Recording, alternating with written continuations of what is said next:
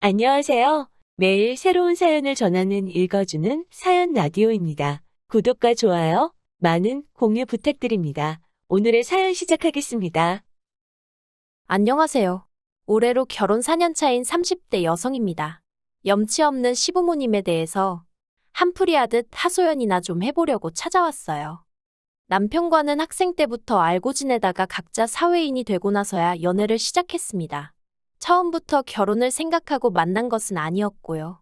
하지만 옆에서 지켜보니 사람이 성실하고 믿음직스러운 게 이 정도면 남편감으로도 괜찮고 훗날 태어날 내 아이의 아빠로도 손색이 없겠구나 싶대요.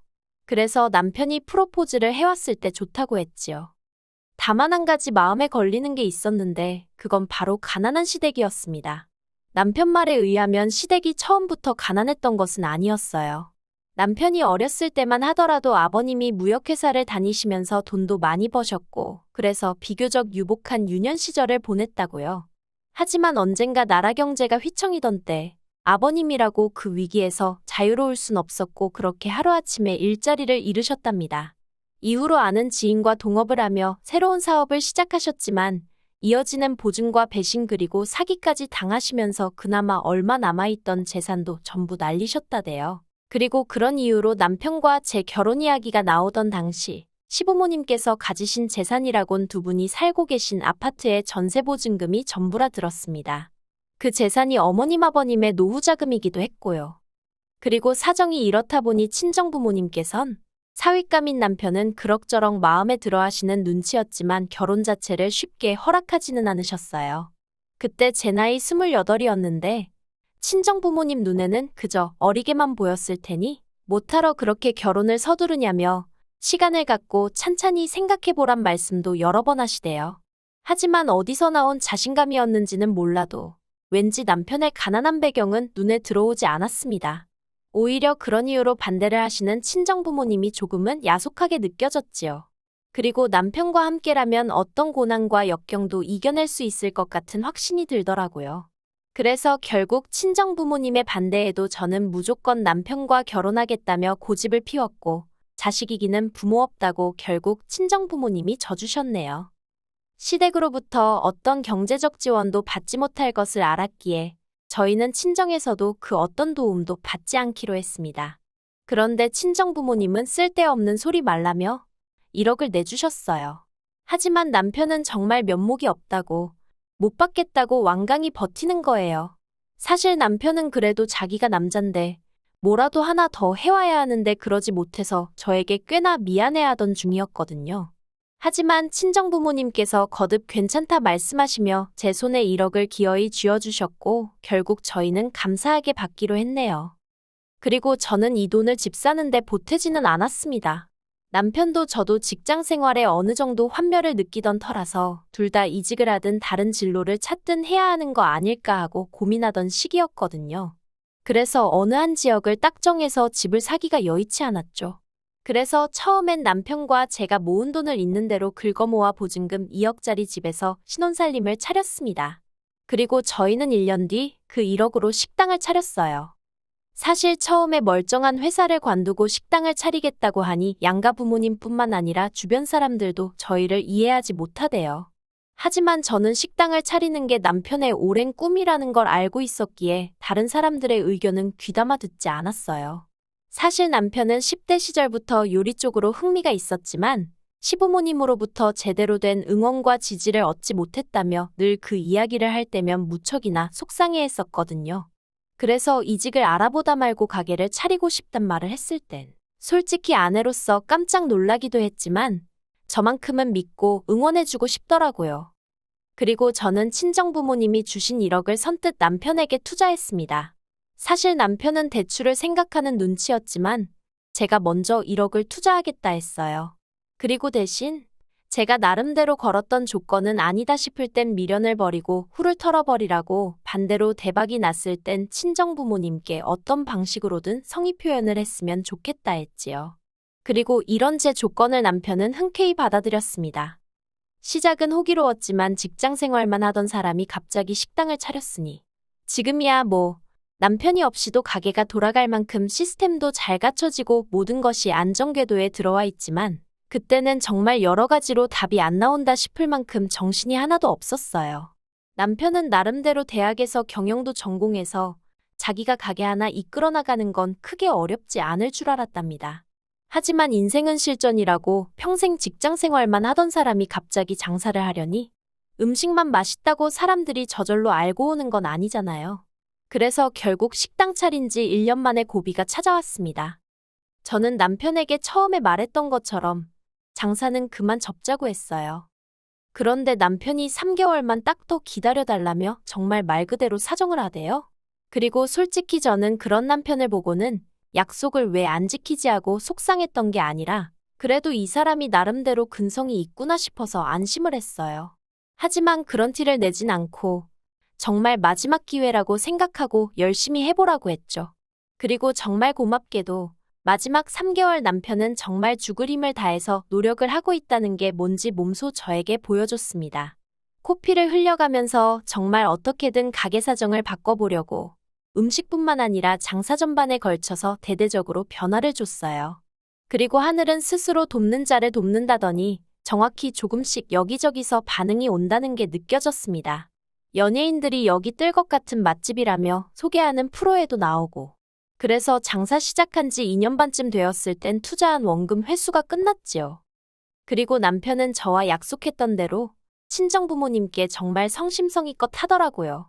시부모님에 비하면 경제적으로 여유가 있으신 친정부모님이셨지만 매달 50만 원씩 용돈도 챙겨드리고 여행 다녀오시라고 비행기 티켓도 끊어드리고 그리고 남편이 그렇게 저희 부모님께 잘해드리는데 저라고 가만히 있었겠어요? 저 또한 시부모님께 물심양면으로 최선을 다했습니다. 솔직히 말하면 시부모님은 저희가 여기까지 오는데 정말 작은 도움조차 주신 적이 없었지만요. 오히려 저나 남편이 가게와 회사 일로 바쁜 걸 뻔히 하시면서도 걸핏하면 오라가라 불러대기 일쑤셨고 하다못해 20분 거리에 병원에 가실 때도 저희에게 차로 태우러 와라 가라. 그리고 저는 그런 시부모님께 가끔은 야속함을 느끼기도 했는데 그건 남편이 외동아들도 아니고 위로 아주버님이 있었거든요. 심지어 아주버님 내외는 어머님 아버님 댁에서 5분 거리에 살고 있었고요. 그런데 무슨 일이 있어도 그쪽에는 절대 아쉬운 소리를 안 하셨습니다. 그래도 저희가 아무 말 않고 어머님 아버님의 시중을 들었던 건 저희더러 듣기 좋으라고 하셨던 말씀인진 몰라도 너희가 믿음직스럽다 나는 너희가 더 편하다와 같은 말들을 덧붙이셨기 때문이에요. 뿐만 아니라 벌써 표정부터 미안한 기색이 가득이셨고요. 그래서 그냥 좋은 게 좋은 거라고 그 인사치레 같은 말들을 위안 삼아 자식돌이한다 생각하고 움직였던 거지요. 하지만 누구 말대로 호의가 계속되니 당신들의 당연한 권리라고 생각하셨던 건지 재산은 없으셔도 인품은 좋으신 분들이라 생각했던 시부모님께서 생각지도 못한 이야기를 꺼내셨습니다. 올 봄이었어요. 저희더러 지금 하는 식당을 아주버님네한테 넘기고 저희는 가게를 새로 차리면 안 되겠냐대요. 너네는 형이랑 형수가 저렇게 사는 걸 보고도 도와주고 싶은 생각이 안 드냐면서 어머님은 아주버님네만 보면 애가 탄다고 아주 걱정스러워 죽겠다는 거예요. 그런데 아주버님이 무슨 어린애도 아니고 나이가 40이 넘었는데 아무튼 어머님께서는 저희더러 너네는 이제 어떻게 해야 장사하면 돈을 버는지 요령이 생겼지 않냐며 그러니 어디 가서 다시 열어도 잘 될 거라고 그러니까 하던 건 아주버님네 줄하셨습니다. 그리고 당연히 저도 저지만 남편이 난리가 났어요. 그게 무슨 말도 안 되는 소리냐면서요.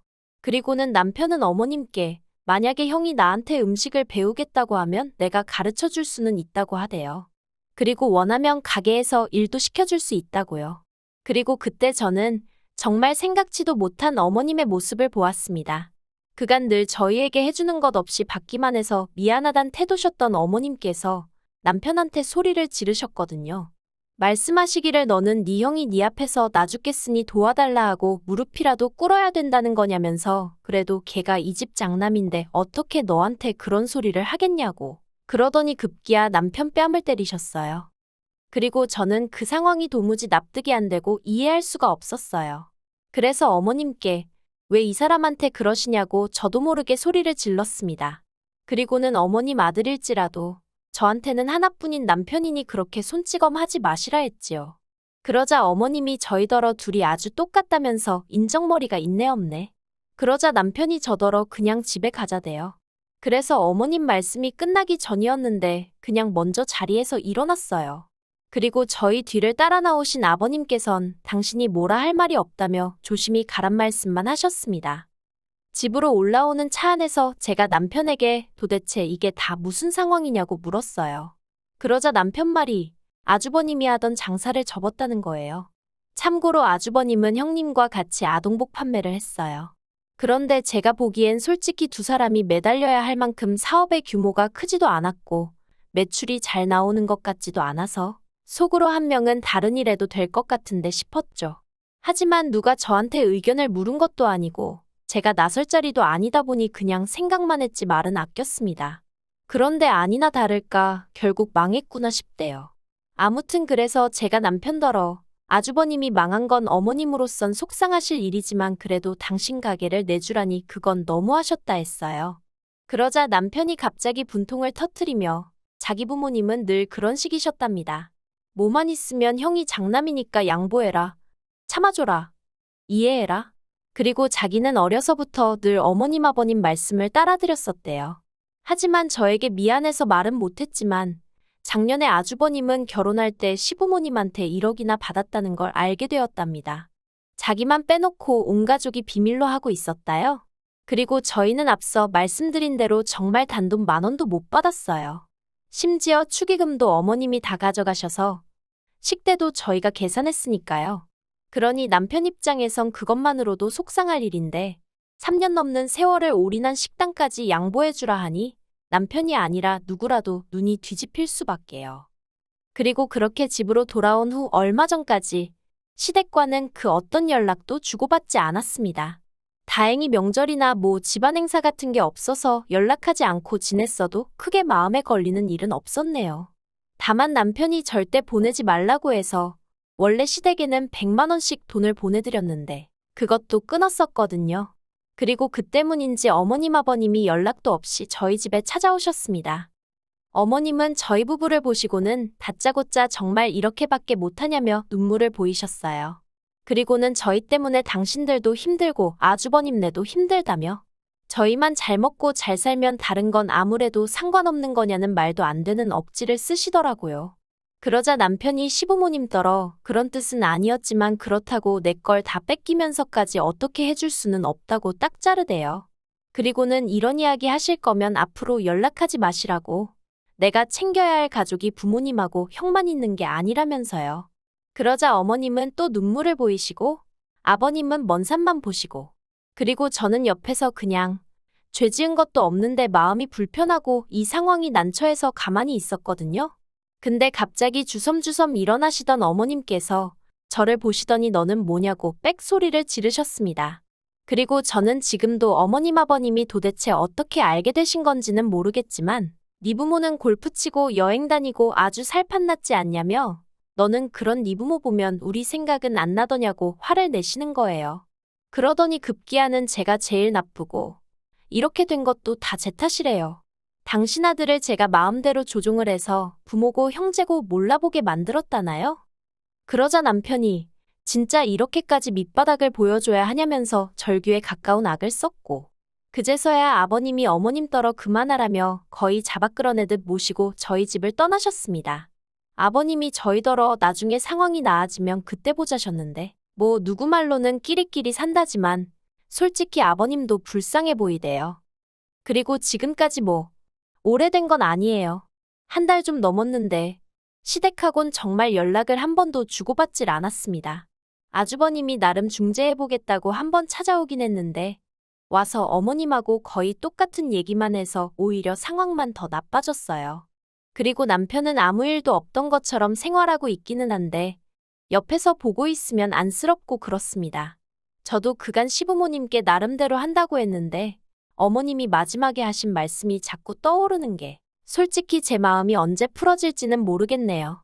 부모 자식의 문제는 시간이 해결해준다는 말도 있긴 하지만 정말 그럴까요? 적어도 저는 먼저 나서서 어떻게 해보려는 시도는 지금 당장은 해볼 생각이 없습니다. 다시 시부모님과 관계가 회복된다 하더라도 예전처럼 진심으로 잘해드릴 자신도 없거든요. 그저 앞으로 당분간은 지금까지 해온 것처럼 남편과 함께 성실하고 묵묵히 지내야겠다 싶을 뿐이에요. 긴 이야기 들어주셔서 감사합니다. 오늘의 사연은 여기까지입니다. 구독과 좋아요, 알람 설정해주시면 앞으로 더 좋은 사연으로 찾아오겠습니다. 감사합니다.